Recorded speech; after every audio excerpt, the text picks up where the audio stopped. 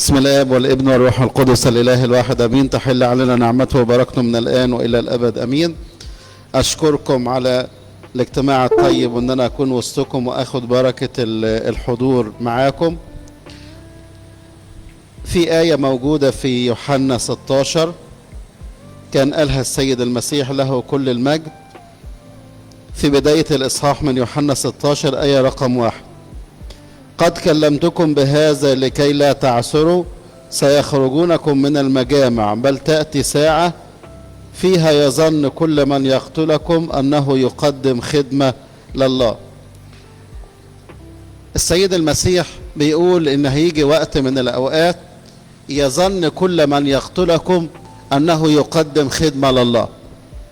احنا عارفين النهاردة 3 من شهر النسي أو الشهر الصغير، والسنة دي عشان سنة كبيسة هيبقى شهر النسي 6 أيام، واحنا عارفين ان السنة دي سنة 1739. يعني ان شاء الله يوم الثلاث اللي جاي هيبقى عيد النيروز او عيد الشهداء، هندخل في سنة 1740. عيد الشهداء او عيد النيروز احنا بنحتفل بيه 16 يوم متتاليين. يعني احنا من 1 توت اللي هو بداية السنة لحد يوم 16 احنا بنحتفل بأعياد الشهداء، وبنعمل تطيب لرفات الشهداء، وبنوزع مع بداية السنة بلح أحمر على أولادنا وعلى بناتنا وعلى شعب الكنيسة. كل ده احتفالا مننا بالشهداء وتقدير مننا لدم الشهداء اللي مسفوك من أجل الإيمان أو من أجل المسيح. يبقى الاستشهاد إن الواحد معناه يموت من أجل المسيح، سواء سئل عن إيمانه أو من غير ما حد يسأله، هو اتقتل من أجل إنه هو مسيح. يعني في واحد يسألوه إيمانك إيه؟ فيقول إنه هو مسيح، ولما يرفض إنه هو ينكر إيمانه بالمسيح يقتلوه. واحد تاني بيتقتل من غير ما حد بيسأله لكون إنه هو مسيح. واحد يدخل يفجر كنيسة، واحد يضرب أتوبيس فيه مسيحيين رايحين دير، كل ده بسبب إن هم مسيحيين، حتى لو ما حد سألهم مباشرة عن الإيمان بتاعه. يبقى الشهيد ليه تعريفين: واحد سئل عن إيمانه فجاوب، وواحد ما تسألش عن إيمانه لكن اتقتل عشان هو مسيح. اللي اتقتل عشان هو مسيحي يشبه أطفال بيت لحم. دول كانوا أطفال لكن اتقتلوا بسبب إيه؟ بسبب المسيح له كل المجد. هم معتقدين ان هم بيموتوا الاطفال دول هيموتوا المسيح، فالسبب في قتل اطفال بيت لحم المسيح له كل المجد ان هم يتخلصوا من المسيح. يبقى الشهيد شخص سئل عن ايمانه وتمسك بايمانه، فده نسميه شهيد. واحد تاني اتقتل ومحدش سأله عن ايمانه بس اتقتل عشان هو مسيح. طب واحد عذبوه على اساس ان هو مسيحي بس ما ماتش، ده بنسميه معترف، ان هو اتعذب واعترف بالمسيح بس ربنا ما سمحش ان هو ينال اكليل الشهادة. فالاستشهاد ليس رغبة فقط من الشخص، ولكن الاستشهاد هو اختيار من الله. يعني الاستشهاد مش رغبة فقط من الشخص، لكنه بيكون اختيار من الله. لان في بعض الناس كان عندهم رغبة انهم يبقوا شهداء بس ربنا ما سمحش انهم ينالوا اكليل الشهداء. واحد زي الانبا انطونيوس ساب الوحدة بتاعته ونزل علشان يشجع الشهداء ويشجعهم على الثبات في المسيح وعلى الاستشهاد، وهو نفسه كان بيتمنى ان هو ينال اكليل الشهادة، لكن ربنا ما سمحش للأنبا أنطونيوس ان هو يأخذ اكليل الشهادة. فالاستشهاد هو رغبة في الشخص، وفي نفس الوقت الرغبة دي لابد أن يقابلها اختيار إلهي، أو إن ربنا يديك عطية الاستشهاد. وده واضح جدا من خلال الأحداث اللي احنا كلنا بنسمعها. واحد كان رايح قداس مثلا وما راحش في اليوم ده، واحد مثلا بقاله فترة بيصلي في كنيسة واليوم ده راح يصلي في كنيسة تانية وحصل فيها هذا الأمر. فتحس كده من ترتيب الأحداث إن الأمر بيسلك أو بيسير وفق خطة إلهية. واحد من الآباء القديسين اداها تشبيه كويس، أحب إن أنا أقوله لحضراتكم. القديس يوستينوس الشهيد قال كده، قال إن الكرام يقطع أغصان الكرمة التي تحمل ثمرا. الكرام اللي هو السيد المسيح له كل المجد. الكرام يقطع أغصان الشجر اللي مليانة ثمر حتى تنمو أغصان أخرى، وهذا يصيرها أكثر حيوية فأكثر ثمارا، وهذا ما يحدث معنا في الكرمة التي هي كنيسة المسيح. يبقى زي ما الكرام في الأرض أو الرجل الجنايني بيدور على الثمرة اللي نضجت وجه وقت ان هو يقطفها فيقطفها، هكذا ايضا الله تبارك اسمه لما يجد انسان نضج روحيا ونضج من كل النواحي اللي تؤهله ان هو يبقى شهيد، ربنا يديله هذه العطية ان هو يبقى شهيد. لما جم يحطوا تقويم الشهداء قالوا ان احنا عايزين نختار حادثة او وقت معين نقدر نقول ان هو ده بداية عهد الشهداء. فاختاروا دقلديانوس او السنة الاولى اللي مسك فيها الحكم، رغم ان قبليه كان في ناس يعني اضطهدوا المسيحيين من الاباطرة وسفكوا دماء مسيحيين، بس اختاروه هو ليه كسنة توليه الحكم؟ لانه من اكثر الناس اللي تفننت في تعذيب المسيحيين رغم قصر الفترة اللي كان موجود فيها. يعني حكم دقلديانوس ما كانش حكم كبير في الوقت، لكن في ايامه سفكت دماء كثيرين وتفننوا في تعذيب المسيحيين. يبقى الراجل ده مسك الحكم سنة 284. لما تحس نفسك انت مش عارف احنا في سنة كام في الشهداء، يعني انت حافظ السنة الميلادية بس تهمن ذهنك سنة الشهداء النهاردة كام، اطرح منها 284 تديك سنة الشهداء.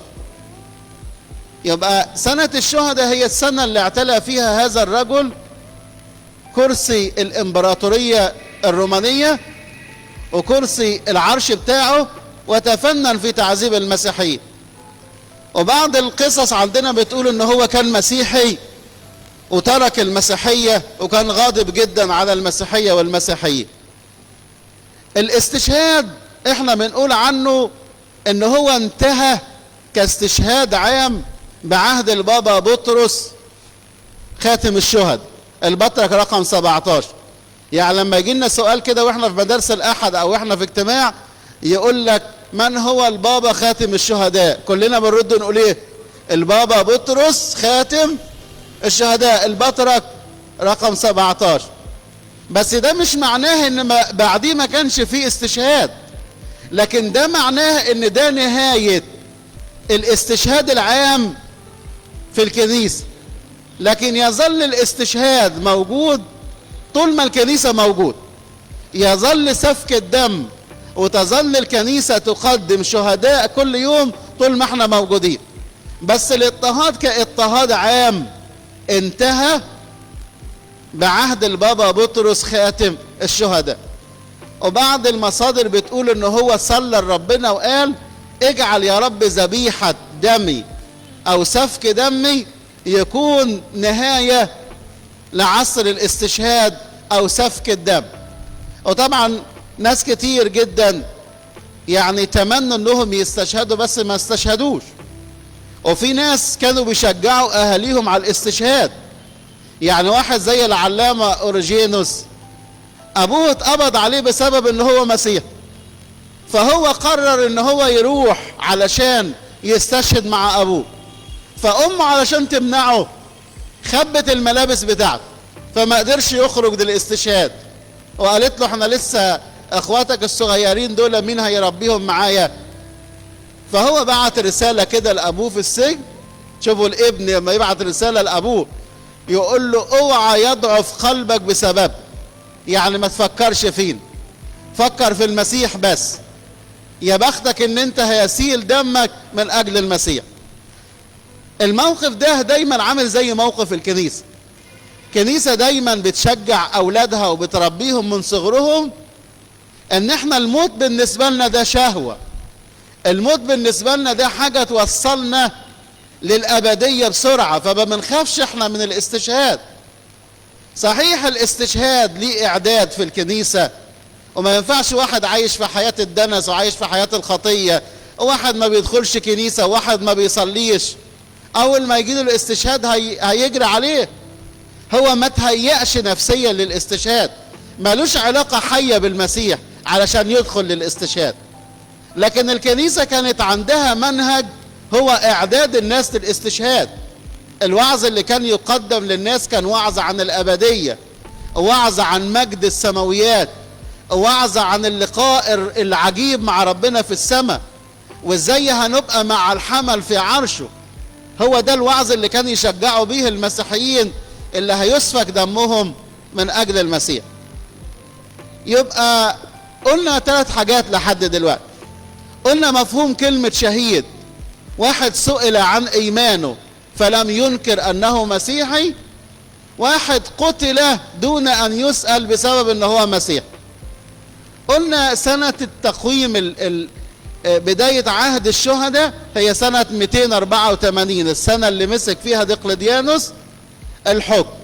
قلنا لما تتوه منك سنة الشهداء وانت بتكتب أي تاريخ ونسيت السنة مش عارف تجيبها، اطرح السنة الميلادية اللي انت حافظها، اطرح منها 284 فتديك سنة الشهداء. ثالث حاجة قلنا الاضطهاد العام او سفك الدم او الاستشهاد الجماعي او عصر الاضطهاد انتهى رسميا في ايام البابا بطرس خاتم الشهداء. لكن ده مش معناه ان ما فيش شهداء، ده مش معناه ان الكنيسة كل يوم ما بتقدمش شهداء. الكنيسة دايما بتقدم شهداء، بس استشهاد بحالات قليلة. يعني نسمع عن حادثة في الاسكندرية، نسمع عن حادثة في محافظة من المحافظات، نسمع عن حادثة في طريق دير، كل دي احداث. لكن عشان نقول استشهاد بالمئات او استشهاد جماعي، العصر ده ما هواش موجود دلوقتي. طب واحد يقول لي هل هو بس الشهيد اللي اتسفك دمه؟ في واحد من الاباء القديسين قال لك ان النسك واحتمال المرض بشكر والالام يساوي مكانة الشهيد. يعني واحد ربنا اداله مرض والمرض ده صعب جدا ومتألم دايما، وهو يحتمل هذا المرض بشكر يساوي الشهيد. وقال لك اكليل النسك، الشخص اللي بيعيش ناسك وبيعيش عفيف وبيتعب طول عمره في جهاد مع ربنا يساوي اكليل الاستشهاد. يعني عايز اقول لك ان واحد زي القديس يوحنا الحبيب مثلا، هو ما استشهدش، ما ماتش بسفك الدم، لكن اكيد هو ليه نفس مكانة الشهداء. احنا لما واحد من القديسين يموت بدون سفك دم نقول تنيح فلان، فلان تنيح، يعني رقد في الرب او مات الموتة الطبيعية بتاعتنا. لكن لما واحد يسفك دمه ما نقولش استشهد، استشهد. يعني احنا بنقول على اي حد ان هو استشهد. يبقى عصر الشهداء لم ينتهي وما زال موجود، وما زلنا هنسمع عن هذه الاحداث طول ما احنا موجودين. تعال نشوف هل الاستشهاد يضعف المسيحية؟ هل يعني سفك الدم وقتل الاطفال واستشهاد عشرات الناس ده يخلينا كمسيحيين نقل او يخلينا كمسيحيين عددنا يقل؟ المسيح قال آية في قمة الجمال عن هذا الامر. المسيح قال لك ان لم تقع حبة الحنطة في الارض وتمت فهي تبقى وحدها. طب لو وقعت حبة الحنطة وماتت في الارض تأتي بثمر كثير. يبقى لما شهيد بيسفك دمه من اجل المسيح هو بيكون سبب في ايمان عدد كبير جدا من المسيحيين، ويكون سبب رجوع ناس الى المسيح.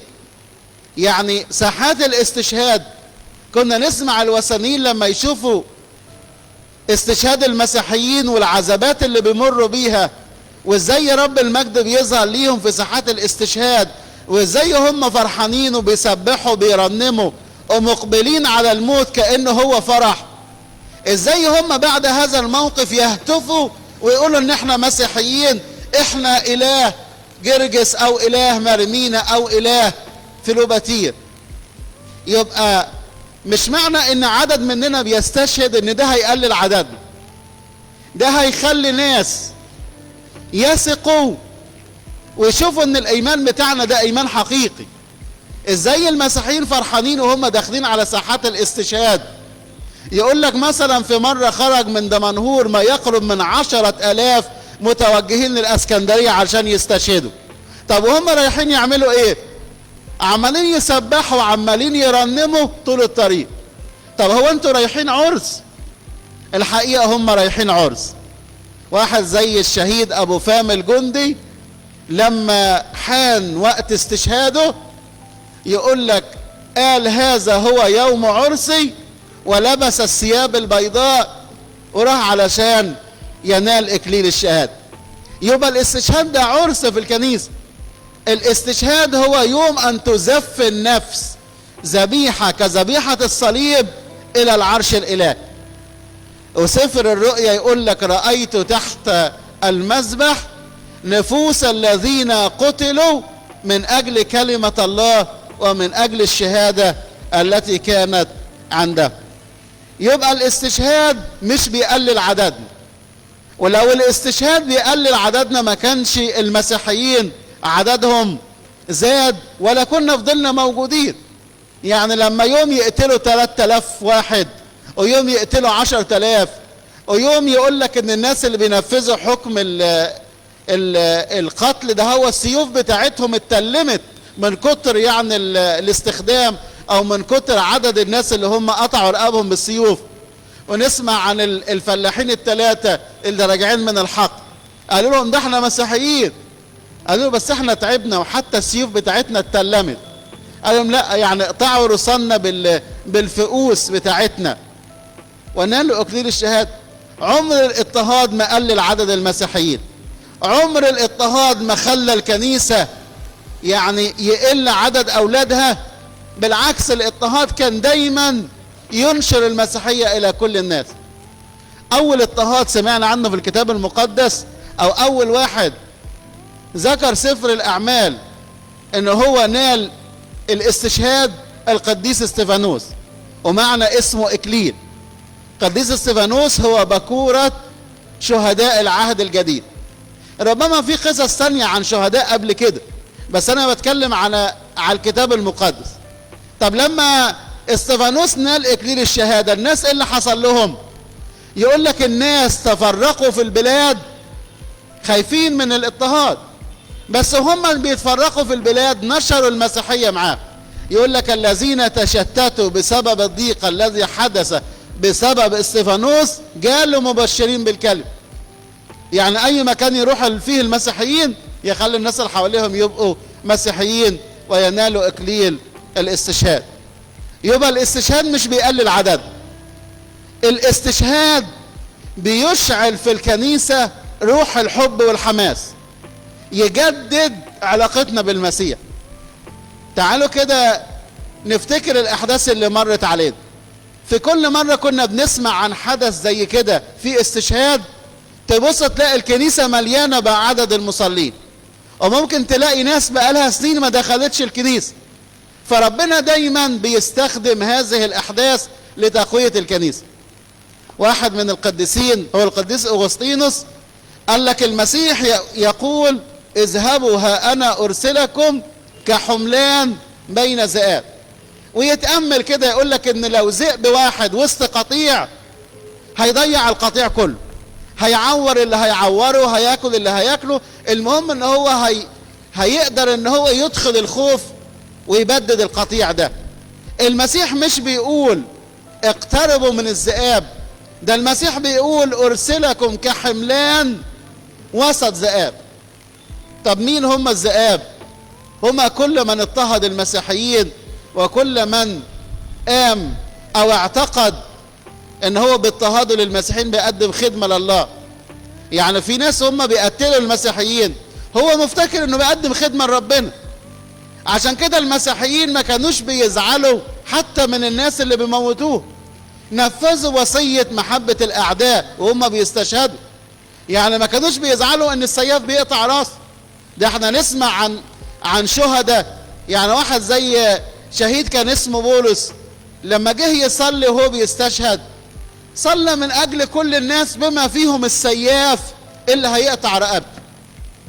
فالمسيحيين كانوا فاهمين ان في ناس مخدوعين من الشيطان، فاهمين ان قتل المسيحيين ده خدمة لله. فاحنا مش بنزعل من واحد الشيطان مسيطر على ذهنه، احنا بنصلي ان ربنا ينور عينيه، بنصلي ان ربنا ينور عينيه علشان يشوف الحب بتاع المسيح ويشوف محبة ربنا ليه. طب بلاش كده. طب هو شاول في حياته كان بيعمل ايه؟ شاول كان بيعمل ايه؟ كان بيقتل مسيحيين وهو معتقد في ذهنه ان هو بيقدم خدمة لربنا. هو كان معتقد في ذهنه ان هو بيقدم خدمة لربنا، وهو كان بيحرس الثياب بتاعت الناس اللي رجموا استفانوس. عشان كده بولس يقول لك ايه؟ انا الذي كنت قبلا مجدفا ومضطهدا لكنيسة الله. بس يرجع يقول لك رحمت لاني فعلت هذا عن جهل. يقول لك المسيح مات عن الخطاة الذين اولهم انا. يبقى احنا مش بنزعل من الناس اللي موتونا، مش بنزعل من الناس اللي سفكوا دماء المسيحيين، احنا بنصلي لهم انهم يعرفوا المسيح ويذوقوا نعمة المسيحية ويعرفوا ايه هو الايمان الثمين اللي ربنا قدمه لينا علشان ينالوا الفرح وينالوا الحياة الابدية. واحد من الاباء القديسين قال لك كانت نفسية الشهداء اقوى من آلات التعذيب ومن المعذبين انفسهم. يعني اللي بيقطع رقبة واحد بيبقى خايف، والشخص اللي بتتقطع رقبته بيبقى في سلام وفي امان وفرحان ان هو هتتقطع رقبته ويروح عند المسيح. يبقى هو ده الايمان بتاعنا، هي دي المسيحية بتاعتنا، هي ده الايمان اللي احنا عايشين، ان احنا ناظرين الى الالم من اجل المسيح انه هبة. مش الواحد فينا لما حد يضطهد ان هو مسيحي ولا يسمعه كلمة ان هو مسيحي ولا يضايقه في الشغل يبقى زعلان. ده يقول لك عن التلاميذ لما جلدوهم من اجل ان هم مسيحيين، يقول لك خرجوا فرحين لانهم حسبوا انهم مستأهلين ان يهانوا من اجل المسيح. احنا ممكن يجي واحد يعيط يقول لك عشان انا مسيحي بيحملوا عليا في الشغل، عشان انا مسيحي وانا ماشي في الشارع واحد ضايقني بكلمة. الكتاب ما قالش كده، الكتاب قال افرحوا وتهللوا لان اجركم عظيم في السماوات. الكتاب قال لك طوبى لكم اذا طردوكم وعيروكم قالوا فيكم من اجل كل شر كاذبين. فرحوا لما حد يضطهدك، لانه فيما يضطهدك هو يعطيك بركة، فيما يضطهدك تستطيع ان تقدم المسيح وتعليم المسيح للشخص اللي بيضطهدك. لما واحد يقول لك كلمة سيئة وانت تقول له ربنا يسامح، لما واحد يسيء اليك وانت تحسن اليه، واحد يدعي عليك بكلام صعب وانت تقول له روح ربنا يباركك وربنا يعطيك وربنا يوسع رزقك وربنا يحافظ على اولادك وربنا يستر طريقك كل دي حاجات بتتعب الناس اللي زي دول، بس بيقدروا يشوفوا المسيح من خلال. المسيح قال لك لكي يروا اعمالكم الحسنة فيمجدوا اباكم الذي في السماوات. يبقى المسيحية قدمت مفهوما جديدا للألم، أننا نتألم مع المسيح لكي نتمجد أيضا مع المسيح. عايز تروح مع المسيح في مجده لابد أن تصلب معاه على الجلجث. عايز تنال المجد بتاع المسيح لازم أن تتألم زي سيدك وزي معلمك. يقول لك إن كانوا قد فعلوا بالعود الرطب هكذا أو العود الأخضر هكذا، طب والعود اليابس لو كانوا عملوا كده في المسيح تفلوا على وجهه ولطموه على وجهه وجلدوه بالسياط، وده المسيح له كل المجد.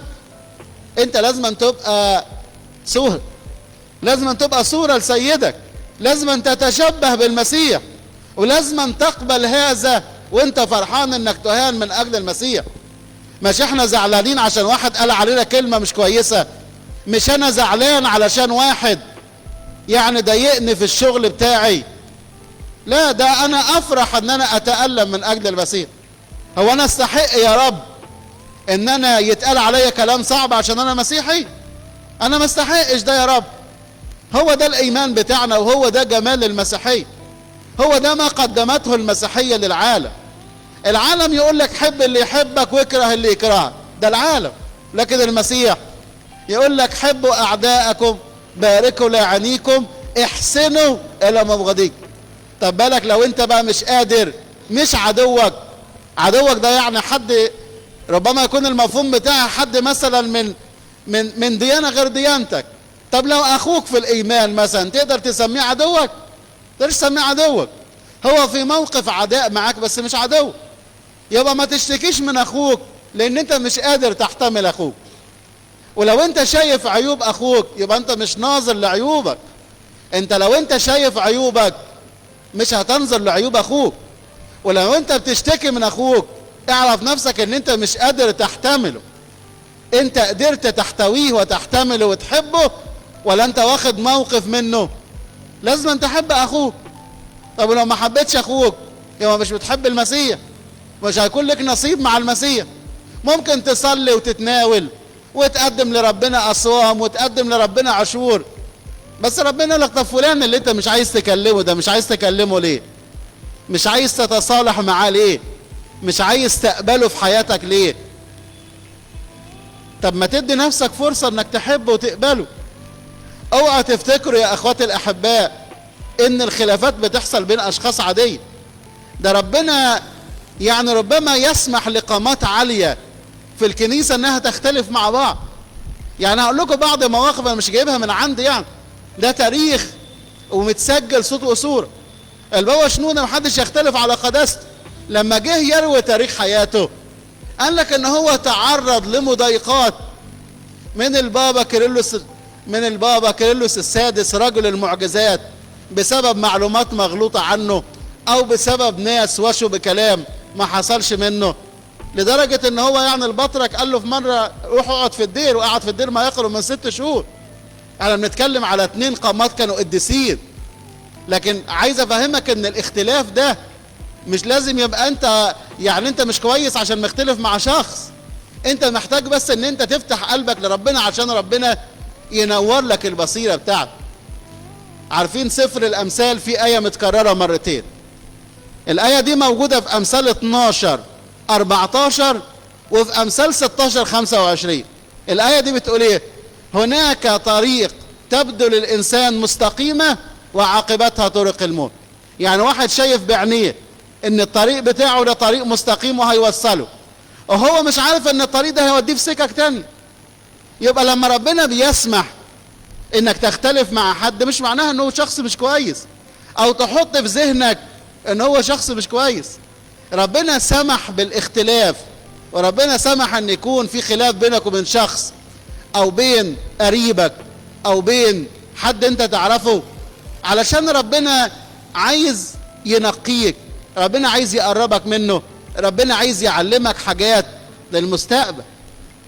يبقى اخواتي الاحباء المسيحية نادت ان الالم من اجل المسيح هو هبة. يعني هبة ان ربنا يخليك تتألم من اجل.